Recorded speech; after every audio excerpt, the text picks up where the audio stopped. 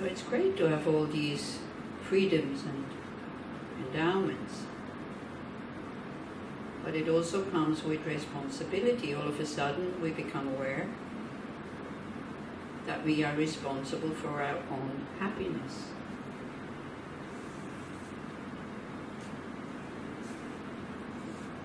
And that actually happiness can be found in a mind that is open and relaxed, and in a good and kind heart.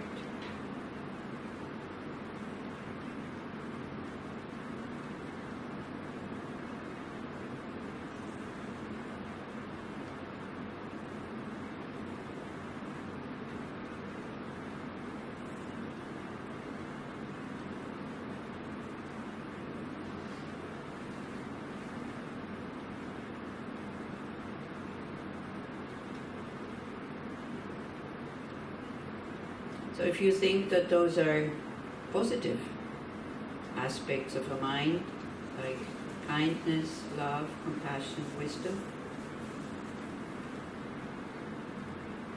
then if you want, you can make a decision to nourish those qualities.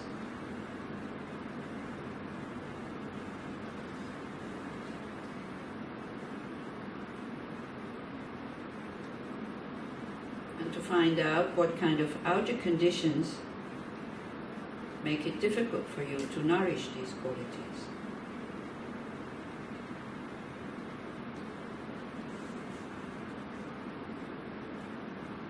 And what outer conditions are helpful.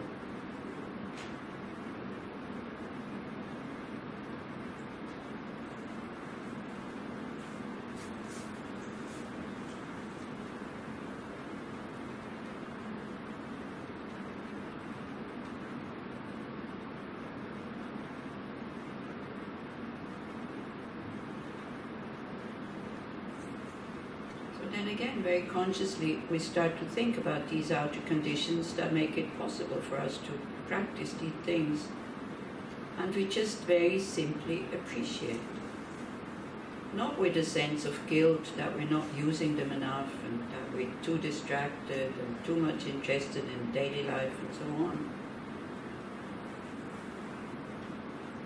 But for the moment, just to appreciate that we can make all these choices, that we have all these freedoms.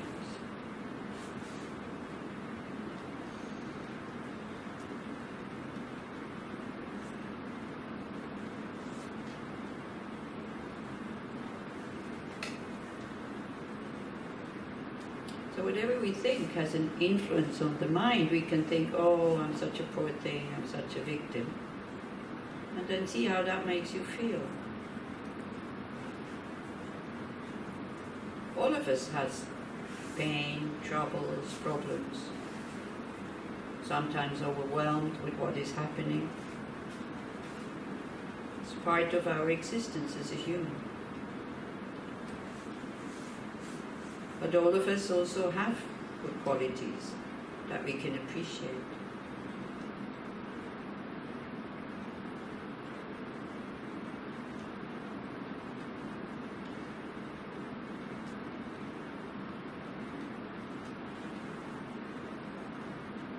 So then just notice the difference when you think, I'm so fortunate. Wow, I'm so lucky, or just how wonderful that is.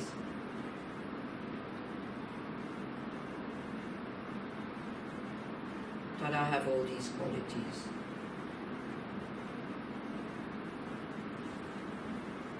So we're using our own thoughts to nourish our good heart, our wisdom, our spaciousness and openness. And don't depend so much anymore on outer conditions.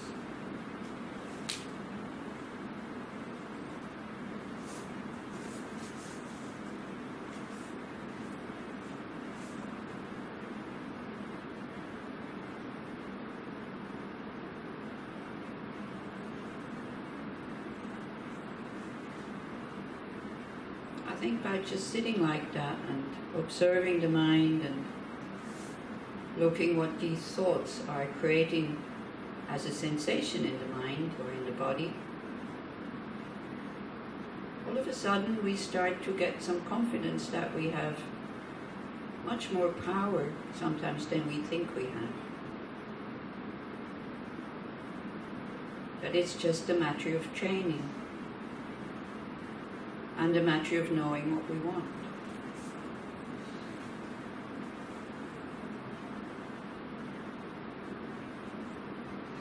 And this is what spiritual practice is all about.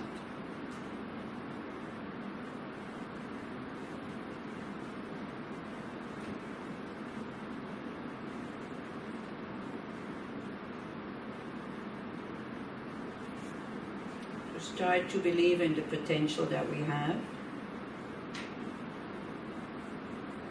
and then to start to nourish it, and to give up things that are covering it up.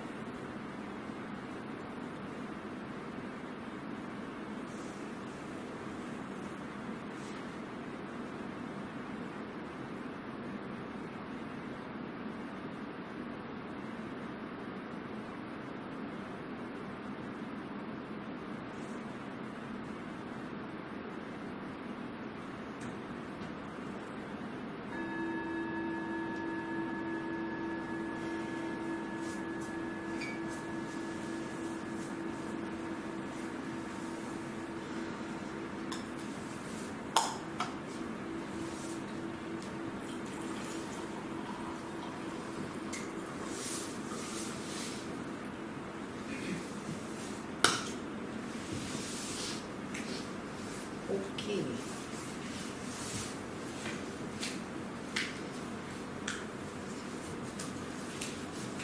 So did that go okay? Do you think you could make that a habit in the morning before you go out of the house? To think about all the good qualities that you already have and to remind yourself what kind of other qualities you would like to nourish?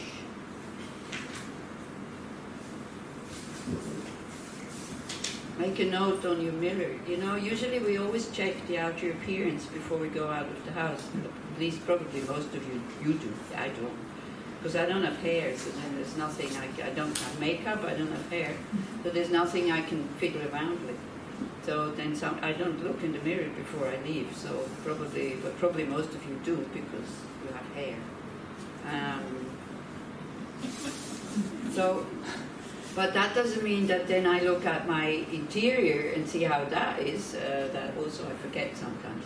So the mirror can be quite a big help if you put the note there. Also look at the inside world. And then when you see that it's tight and it's not so well, try to do something before you leave the house. Because if you go out like this, then your day can become very difficult and the smallest thing actually is upsetting you. Whereas if you check before and you try just to open up, just with this very simple meditation that we did. First you just try with the breath to open up, and then you with some thoughts to open up. By thinking all the good things that we have. Instead of focusing on the negative things. Because starting a spiritual path when you are very unhappy, this is very difficult, and this is what many people do actually. They turn towards spiritual practice when there's a lot of problems. But then the mind is very tight, and it's very difficult to look at the mind, because what happens first when you do silent meditation is what?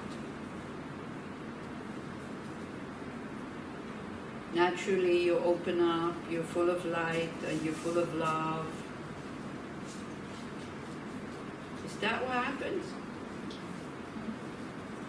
You meet the monkey mind. You meet the monkey mind. So what is the monkey mind? The jumping, all these thoughts. Jumping, all the thoughts. Is that it? Only thoughts? No, emotion. What do you meet? Emotion. Which ones? Craving. Craving. Oh, when is this finished? Oh, this hurts. Why, it's so boring. Craving for something and rejection. We meet our dirt, we meet our negative mind, and then we're surprised and we think it's not working because I came here to feel better. I'm meditating because I want to feel well. Yeah, but it's exactly the opposite. So the mind feels comfortable enough actually to release these things. So then you can deal with them, you can let them arise, you can look at them, and then as we go along on this path, you find many, many tools how to deal with these negative minds. Like in a therapy, you go, you know, step by step also. So don't be surprised. You know, sometimes I went with people to see masters, not because I speak Tibetan, but I speak French, Italian, Spanish, German, and English. So then I would translate into one of these languages because they didn't speak English or whatever. And so also I see how people, you know, when you go and you say, oh, my meditation is so peaceful and quiet, and so the lamas are absolutely not impressed. Because they say, well, you know, like normal beginner's meditation, they say, well, what are you going to understand in your meditation? You're supposed to understand dukkha, you're supposed to understand the causes of dukkha. If you don't see anything, you probably allow the mind to withdraw too much. Yeah? Whereas if you go and you say, I think I can't meditate because I'm agitated and there's a lot of pain and I get very impatient and as you say, there's a lot of craving, you say, good. You see what's in the mind, because this is what we are transforming, is our own mind, so we need to know it. So it's not that you have to produce, don't misunderstand me now. It's not that you have to produce these things, but very often they come up and then one is shocked. Yeah? So by, for example, craving and anger arising or rejection arising, and you just sit still and you watch it, what happens? This is why first you use the breath, because these other things, they are kind of a bit strong. So when you have the ability to stay on an object, which is then a sensation of anger or craving, it's in the body, you can feel it. Yeah, you can identify it. You can see how the thoughts nourish it. So you can already kind of do something with the thoughts and change the thoughts. The feeling you can't change, because that is karma ripening, so that comes up. But you can learn not to nourish it, not to go into it, and just to watch it as if you would be watching, like this cat. You know, this cat who is doing something really naughty, and you just watch it, and the cat goes, okay. Something like that. It's not much point putting up resistance against these emotions, but you need to hold them in your attention. It's beneficial if you watch them. And then what happens if you just watch them? They fade. They go. And are replaced by something else. Yeah. One after the other, after the other, after the other. But if you continue with your practice, and you do need to make effort at the beginning, I do understand. I mean, it's not going to be effortless, you know. So when they say to you that you should sit in a certain way and that this is how you do it, then it's good to make effort to do that, because then you will have a result. If you don't do it, because it aligns the energy lines in your body. And also if it said, well, try to keep your meditation sessions short, but then also sit still and don't move all the time, because every time you move, the mind also moves. Yeah, so when you feel that you want to move, try to kind of, it's about, it's about resisting following instincts. Because now a lot of things we just do automatically and instinctively, but it's just habits. It's not something that cannot be done. So it's just a training. So then when you feel like, you know, scratching or this and that, then don't go like, no, I'm not going to move. But try to, in a relaxed way, say, okay, not for the moment, maybe in a minute, but not right now. Or when you're thirsty in your meditation and immediately reaching out to drink something. Also, it's quite good to say, no, not now. You will not die of thirst. You will drink in 10 minutes. Sorry, Oma. So this kind of obsessive, always moving and doing, we start to calm it down by just looking at it, looking at the urge. Looking at the urge, and just having the urge as your object of observation, and to see what happens with the urge. It's the same as with everything else. It arises, it stays for a while, and then it fades away. And more you are able to resist these urges, more and more you will gain freedom. Because even if you are in a country, you know, where you can do whatever you want, we're not free. Because it's the mind who is dictating us. And that mind, unfortunately, is not very wise at the moment. So this is why also, at the beginning, this whole talk about ethical conduct, it sounds so moralistic, you know, and don't do this and don't do that and da-da-da, and somebody is kind of giving you commands. And they are called precepts, or they are called vows that you are taking, that you're vowing, but from your own side. I will not kill, I will not speak false words, I will not take intoxicants, I will not take what is not given, and I will not have sexual misconduct. Okay, sometimes they're in a different order, but it doesn't really matter. But you can use your own order. It is an order, so there's like killing, stealing, speaking, lying, sexual misconduct. It's kind of, that's not so important. There are 5 things to know. They're not so complicated. We all know what lying is. We all know what killing is. We all know what taking what is not given is. And we all know we should know what makes our minds intoxicated, that we are even more out of control than normally. You know? Some people sometimes they ask me, what about coffee? Well, if your coffee makes you go crazy and you could kill somebody because you had too much coffee, then of course you refrain from drinking it. But usually it's not called an intoxicant. Yeah. You can be attached to coffee, you can be addicted to coffee, that definitely. But you can also be addicted to work. Is that then an intoxicant? Yes, sure. So usually they talk about substances that if you take them, then you go crazy. Like really crazy that you would do other things. You would, you know, because you're totally out of control. This is what is called an intoxicant. So again, you find out what it is. At the Buddha's time, it was alcohol.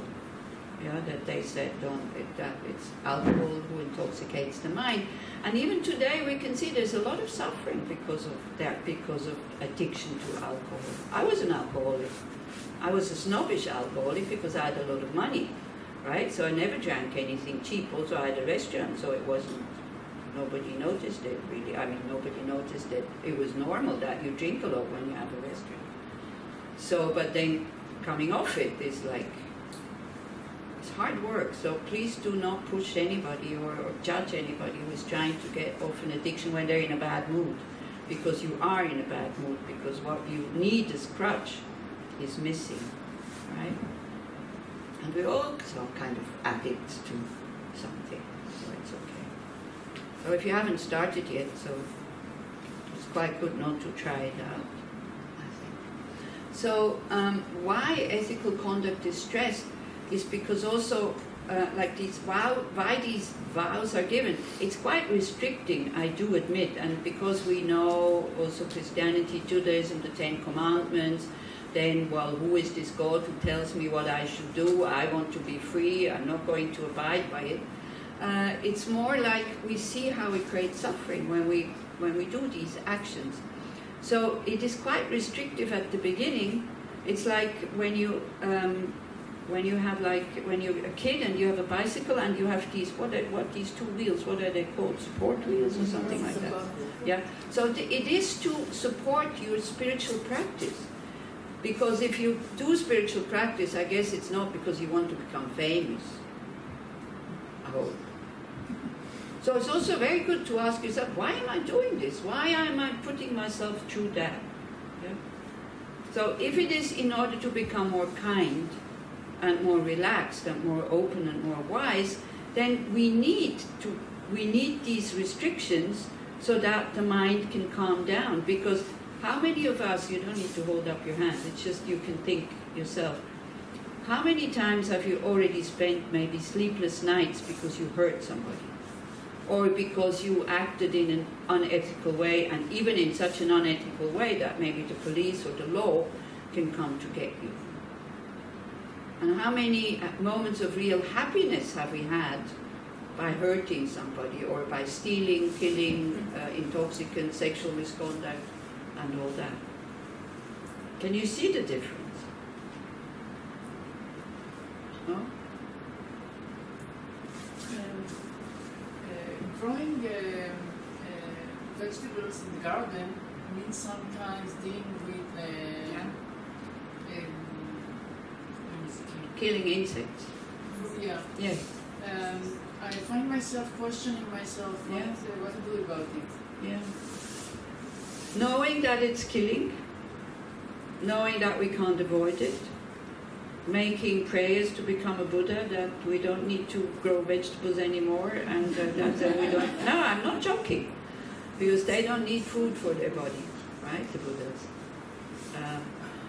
But kind of, you see, also our karma directs us into situations where we have no choice. This is what cyclic existence is all about. This is like this thing there, that no matter how we move, we will still have to harm somebody, even if it's indirectly. So then one tries to kill them in a way that is the least harmful and the quickest way. And also, as a Buddhist, you make prayers for them to have a better rebirth, not to be reborn as insects wherever they go. Imagine an existence that wherever you go, people go like duck, and you're dead. So like this, but we can't avoid it. So again, don't make the mistake to think that you can behave in a way that everything will be okay. It's not enough in Buddhism. Yeah? In Buddhism is first you abstain from negative actions as much as you can. So if you don't need to kill them, then you don't. You leave them alone. Yeah, whatever insects are there. If it gets so difficult that you would have to move out of the house or whatever, then you need to do something about it. This is true. But you're not doing it mindlessly. You're doing it with the mind knowing that you're killing. One other thing is also that when you grow vegetables and you have to kill these insects, you stop criticizing people who are eating meat, because you're also killing for your vegetables. Okay, so you leave people alone, whatever they want to eat, whatever they want to nourish themselves with, it's their affair. It's not yours. If you can be total vegan and whatever, it's fantastic. But then don't get arrogant about it. Okay? So, just for that. It's good if you don't eat meat. That's just what I wanted to say also. I do approve of not eating meat, but I also find sometimes this kind of arrogance of the vegetarian, New religion. Even if you do not grow your own vegetables, somebody else will kill these insects. Yeah, so also beings have to suffer in order for you to have your vegetables. So it's like, so then yesterday we talked about, purpose of life. The purpose of life, I want to make my life meaningful. I want to give back that kind of, in order to survive, other beings have to suffer. So I want to develop a good heart. I want to develop wisdom. So like this. Yes, Mimi, what you wanted to say? Sorry. I had to, you see, I have a very bad memory lately, so if people don't let me finish, I don't know what I want to say. It's very good that you pointed the other thing, that one who keeps something, not eating meat, or doing something that finds for him that it's good, but not doing it like a fanatic and like a new religion. Like I see in Tel Aviv so many things. People shout at, let's say, that goes with his donkey, and they shout at him and they say so harsh words towards him, as if, you see, when I heard the Dalai Lama saying that people are more important than okay. So people are also important. Also, but if you see something that you find is not right, don't make it right by just saying, oh, it's none of my business. You can see the action as not being right, and then you go, I will never do that. One thing is it prevents you from getting angry. One thing it is you still can have a good connection with that being, and then maybe, out of love or out of concern, you can say, look, the way you treat your animals maybe is not so nice, right? Or maybe you could do something else or whatever. It's like, we're not here to educate the world, okay? We're here to educate our own mind. This is it. And then if other people come to ask, what shall I do? But it's so easy to you know, it's such a habit to see others doing the wrong things and then criticizing them. And with us, we're very tolerant very often. With others, we're so intolerant. Yeah, so this is just what I wanted to say. So ethical conduct is supporting your meditation practice and is supporting your wisdom. Then afterwards, when the wisdom develops, the wisdom of an open heart and open mind really sees what creates suffering and whatnot, then your wisdom supports ethical conduct. So everything actually we say here, this is why if you hear this for the first time, you hear things that are a bit confusing, it has a relationship with something else. This is why it's quite, Buddhism is quite complicated, actually. It's quite intricate, because you need to know a lot of things in order to practice totally. And also it's not black and white. You need to know what to apply in what situation. And this is why there's not that many Buddhists, actually, because who really practice. You know, I'm not talking about Buddhists by birth. I mean Buddhists who really practice, because it takes a long time and it is complicated. It implies study. Yeah? And so what you're getting here in these modules, you are getting puzzle pieces. And sometimes that puzzle piece that you get touches on another puzzle piece that maybe you don't know yet. Yeah? But still it touches it, and sometimes it even overlaps. So then, until that whole puzzle fits, it really takes a long time. For me, I find it worthwhile. This is why I invest so much time in it. I mean, I'm full time. I don't do anything else. At 40, I stopped working, and then I became a nun, and that was it. I was fortunate enough to have enough financial means to be able to support myself. Also, I was living in India for such a long time, which is pretty cheap. But also, I didn't. You know, I had to make a decision. A decision, for example, if I become sick, I cannot go back to Europe and get medical treatment. I couldn't afford that. So if I get sick, really seriously sick, I have to stay in India. So then this weighing up, is that worthwhile to do something that you don't know what is the outcome? At the beginning, I didn't know that it worked so well. Yeah? So I took kind of a risk. But something inside of me, I was really interested, because my problem was always aggression. And when I said about sleepless nights, I spent sleepless nights when I hurt somebody. I couldn't sleep.